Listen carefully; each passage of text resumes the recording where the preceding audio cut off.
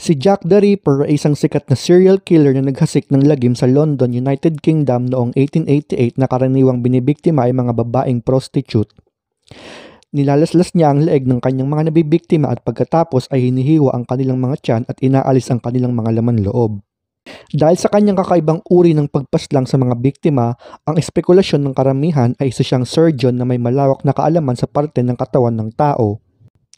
Ang pagpatay ay hindi kailanman naresolba at ang mga nag-iimbestiga noon ay nakakatanggap ng mga liham na nagpapakilala bilang si Jack the Ripper at ang mga kaso na kinasasangkutan ni Jack the Ripper ay talagang laman ng mga dyaryo noon. Ang kwento ni Jack the Ripper ay talaga namang pumukaw sa imahinasyon ng nakararami hanggang ngayon at kasama na nga si Jack the Ripper pagdating sa usapin ng pop culture at urban legends. Ang pinaka nakakapukaw sa atensyon ng lahat ay sa dami ng pinatay ni Jack the Ripper at sa brutal na pamamaraan niya sa pagpatay sa mga biktima niya, pero kailanman ay hindi siya nahuli ng mga otoridad. Kaya naman samot-saring teorya at espekulasyon ang nakapalibot sa pagkatao at pagkakakilanlan ni Jack the Ripper.